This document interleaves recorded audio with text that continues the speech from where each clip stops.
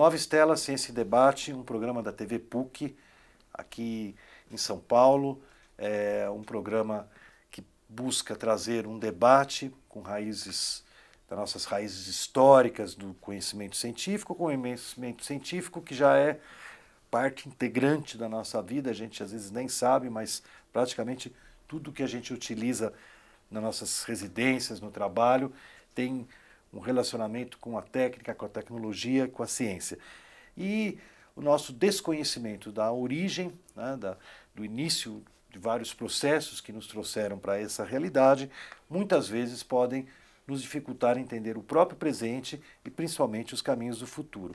Esse é o nosso objetivo aqui na PUC São Paulo, um programa que tem o apoio do programa de estudos pós-graduados de História da Ciência, que muita gente não conhece porque fica na outra PUC, né? A PUC tem vários espaços aqui na cidade de São Paulo, mas tem um espaço muito privilegiado na Marquês de Paranaguá, pertinho da Praça Roosevelt. Apesar de toda a poluição e o agite da região, na verdade é um local muito agradável, uma arquitetura já de 60 anos, né, do Rino Leve, prédio de uma beleza muito grande, com uma vegetação maravilhosa, árvores frutíferas, né? A gente tem que tomar cuidado para estacionar os automóveis na região. E o nosso campus abriga, então, um programa de estudos em História da Ciência e um centro de documentação, uma biblioteca virtual, onde a gente disponibiliza para os nossos estudantes, para os nossos próprios pesquisadores e pesquisadores de outras instituições, acesso a textos, manuscritos, impressos antigos que estão digitalizados e, assim, de fácil acesso para todos. Hoje nós temos uma convidada muito especial, professora Midori Camelo, porque ela é uma recém-doutora da PUC São Paulo. Ela fez o seu mestrado em História da Ciência e embalou o seu doutorado em História da Ciência. E com isso, eu acho que você é uma das primeiras aí doutoras, não temos muitas doutoras na área da História da Ciência no Brasil, né?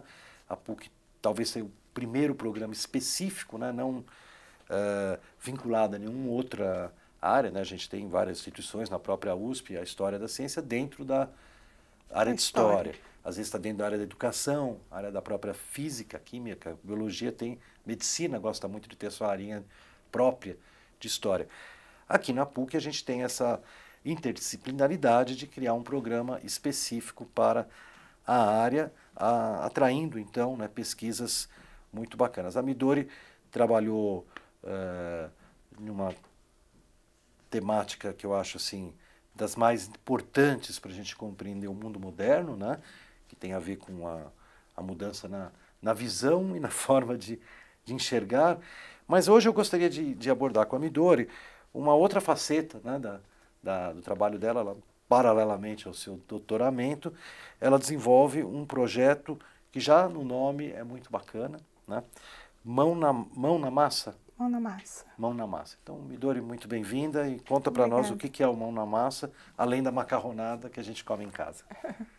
O Mão na Massa é um projeto que é desenvolvido principalmente entre os polos da Estação Ciência da USP, CDCC também, da USP de São Carlos, e a Fiocruz, no Rio de Janeiro, que são os 3 polos que iniciaram esse projeto no Brasil, quando alguns professores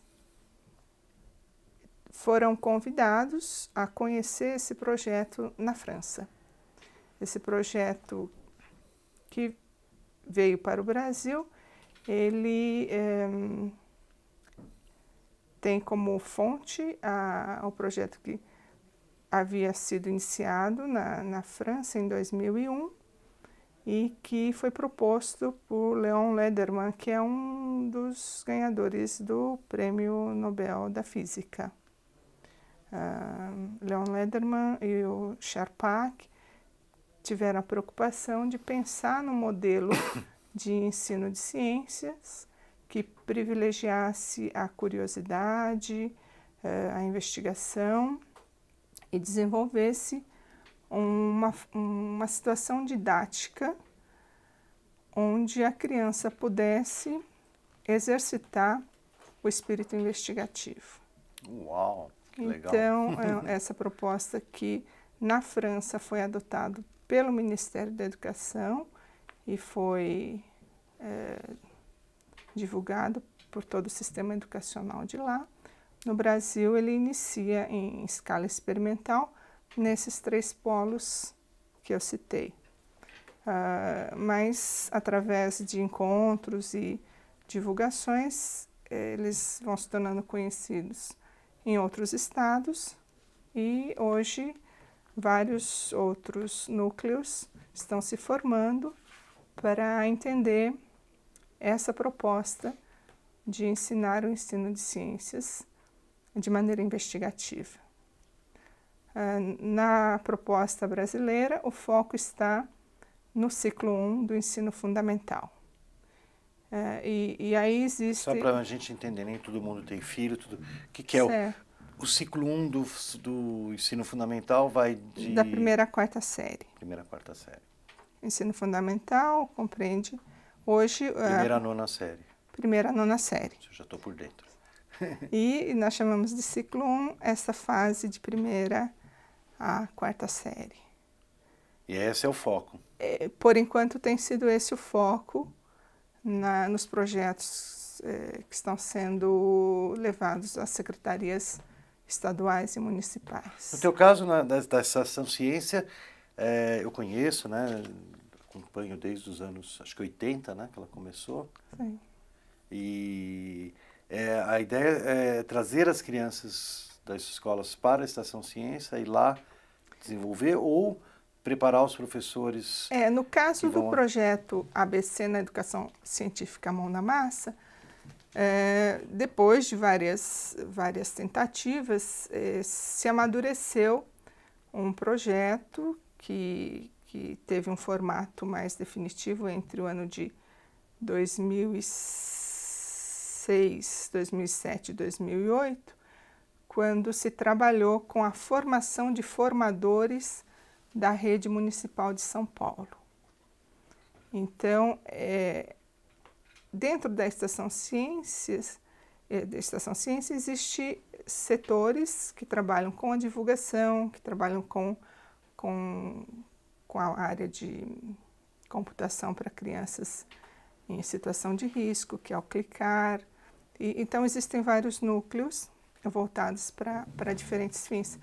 E no caso do núcleo Mão na Massa, ele está preocupado com a educação, a iniciação científica na sala de aula.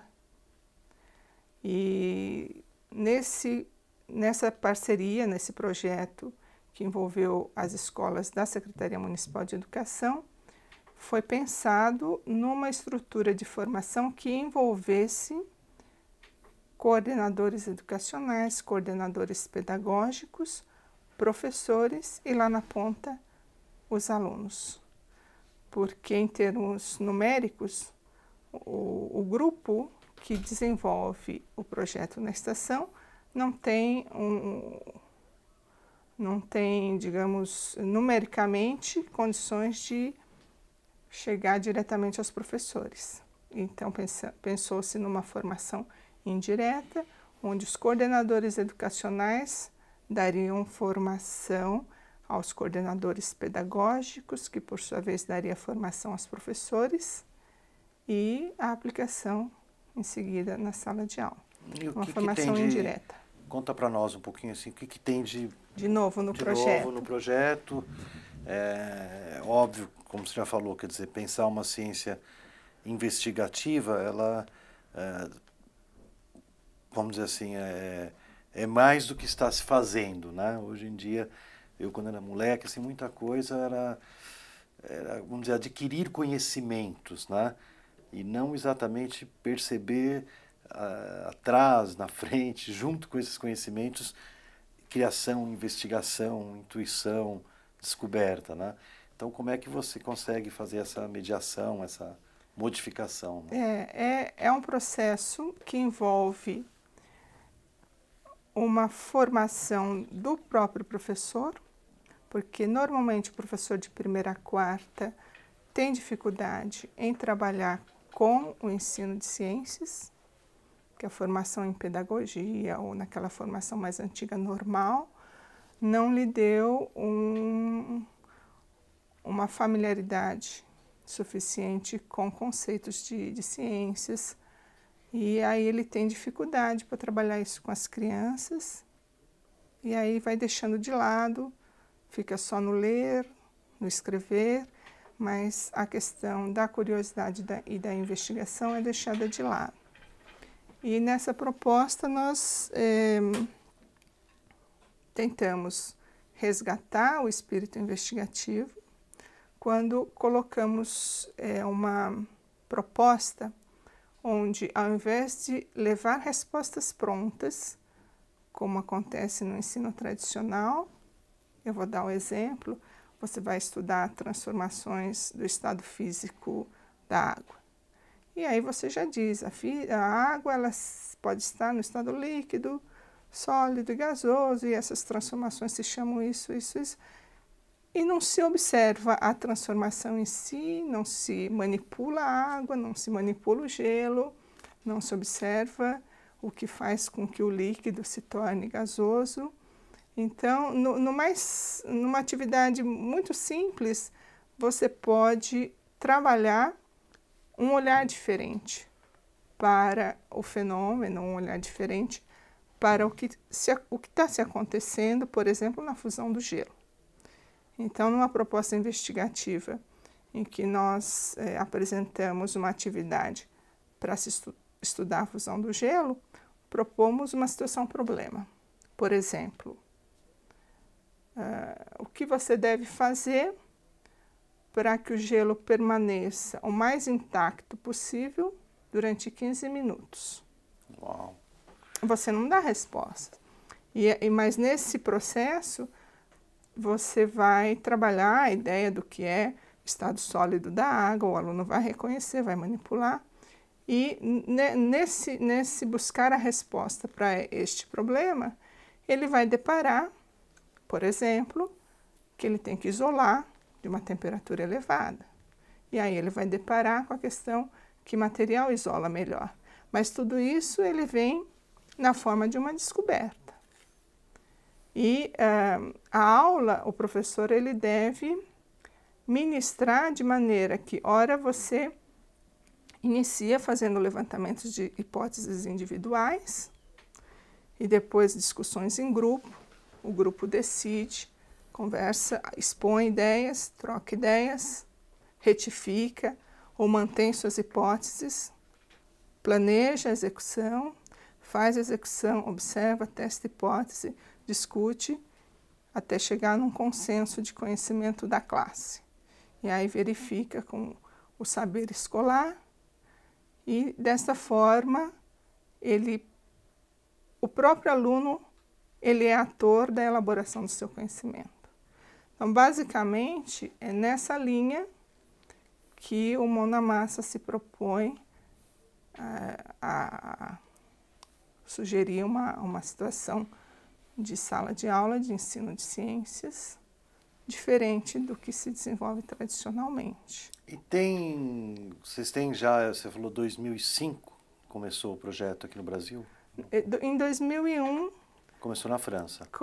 Teve o contato com a França, 2002, 2003 teve algumas experiências isoladas, mas a estrutura para atender um sistema municipal ou sistema educacional estadual, ela vem se formatando nos últimos 5 anos. E é muito cedo para falar alguns resultados, ou você já tem algumas experiências que chegou ao professor, a nova metodologia, o novo pensamento, né, a nova concepção, e ele teria aplicado e a gente poderia ver como os alunos se desempenharam? Tem já esse... Nós fizemos avaliação diagnóstica em 2007 e 2008 com os alunos. Ah, que bom. E nessas avaliações diagnósticas... Aqui na rede de São Paulo? Na rede municipal de São Paulo.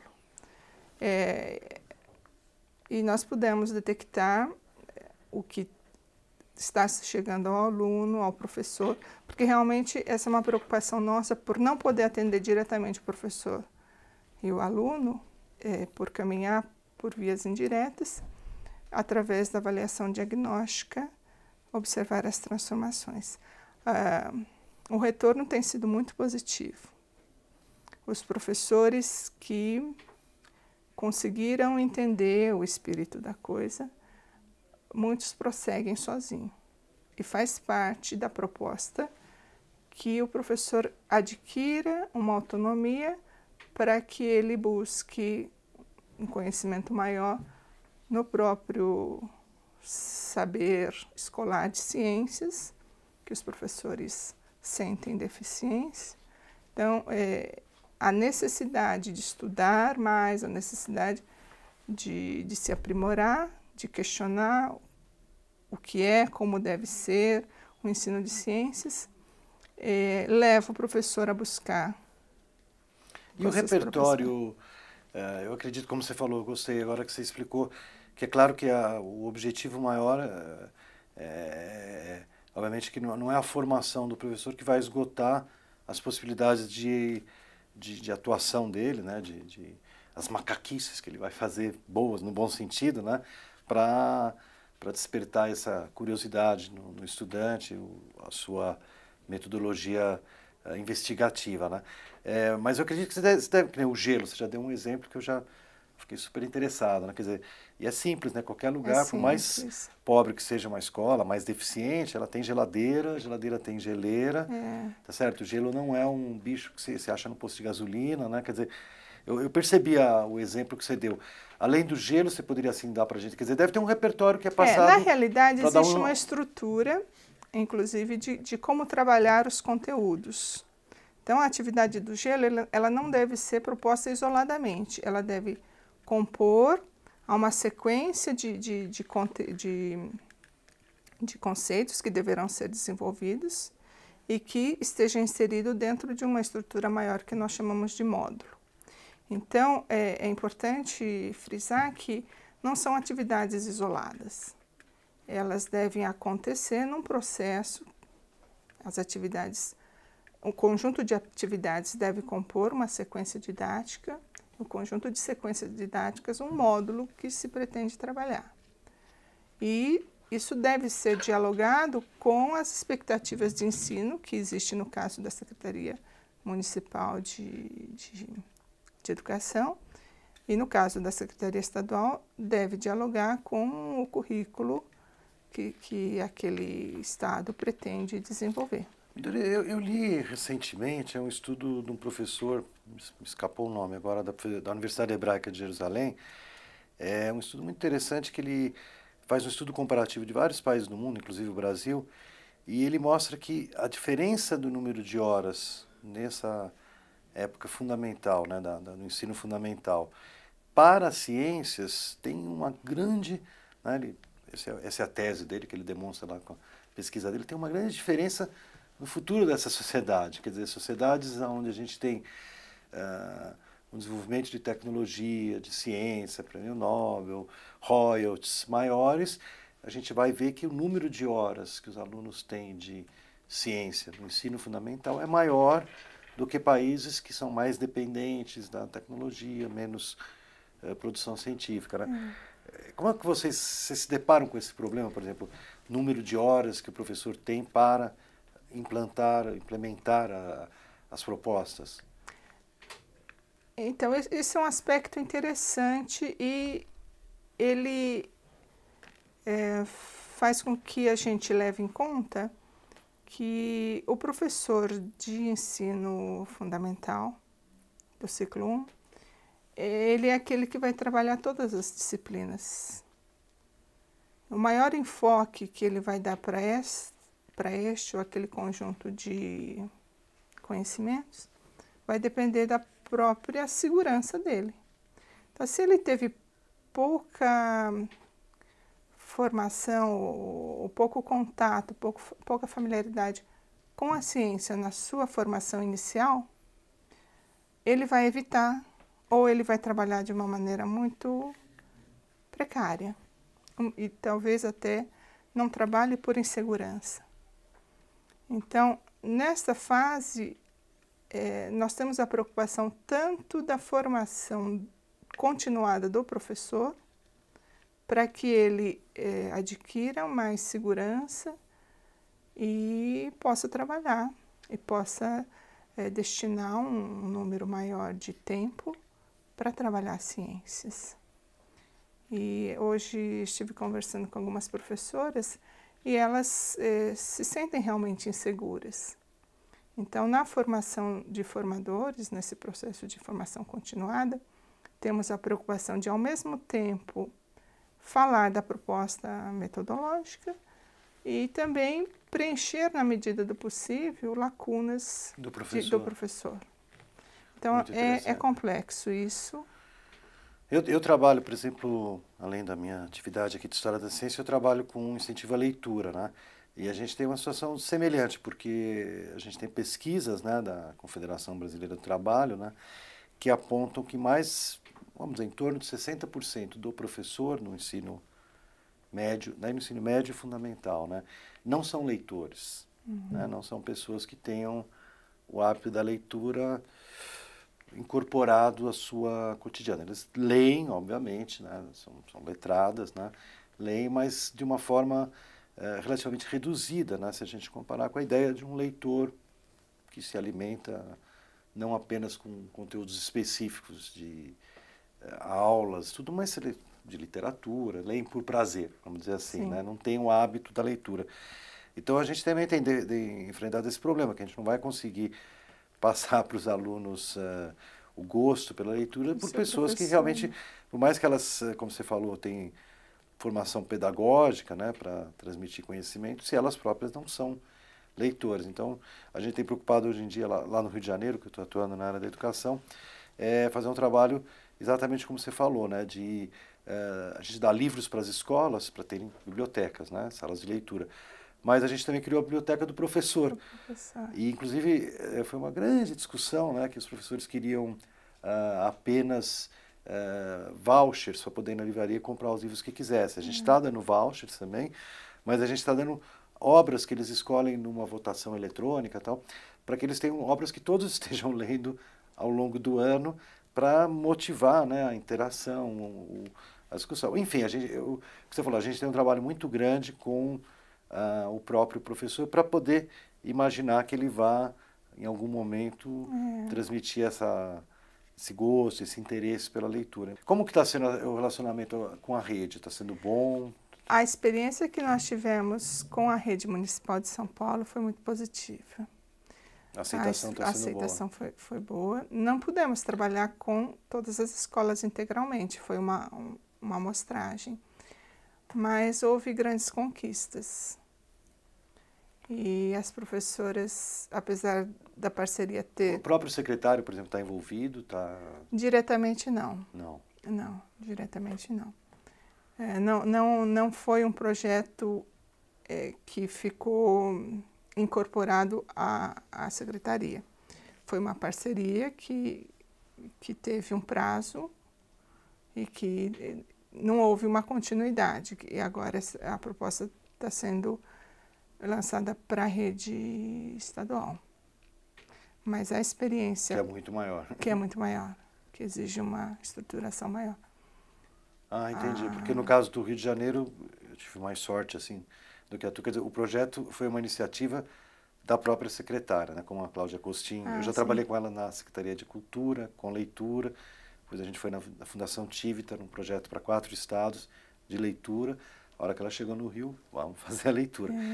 Eu, na verdade, me surpreendi lá porque eu descobri, não sei, uma tradição carioca boa, né, das boas, né, é que a leitura há muito tempo já é uma preocupação da rede. Não quer dizer para você que seja um sucesso, né? É difícil, mas, por exemplo, sala de leitura, eu estive conversando com o secretário aqui de São Paulo, ela não é universalizada ainda nas escolas, né? Uma boa sala de leitura.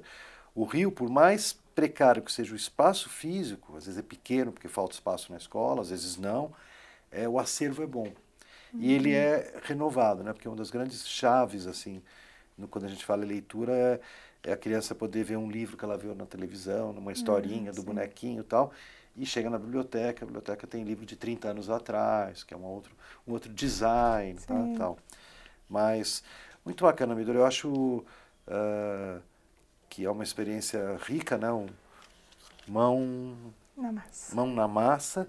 E eu fico contente de você, uma das nossas já doutoras, né, na PUC São Paulo, poder ter cruzado essa fronteira e estar exercendo um papel que tem uma realidade, né, uma influência na nossa realidade, que é a nossa educação, principalmente das crianças, que infelizmente eu sempre, quando abro sala de leitura, tudo eu digo, né, não adianta a gente ter ciclos de desenvolvimento econômico, social, se a gente não conseguir, em algum momento na história do Brasil, despertar para vamos dizer, o valor da educação. Queria agradecer muito a tua visita ao nosso programa Nova Estela, Ciência em Debate, uma proposta, né, de buscar, pelo próprio nome, né, com as novas estrelas no céu, novas luzes no presente, e hoje a gente pôde chegar talvez num dos calcanhares de Aquiles aí da nossa preocupação, é que essa maravilha da investigação, do descobrimento, né, da descoberta, da modificação do nosso olhar, do nosso pensamento, possa um dia estar presente no cotidiano dessa massa incrível de criança que, na minha opinião, são muito lindas, muito promissoras, né, e que infelizmente ainda a nossa sociedade não dá para elas uma oportunidade, né? São exceções de pessoas que têm, por mil razões aí, de peculiaridades, né? Então, nosso programa abriu hoje também para esse debate sobre a educação no nosso país com mais luz.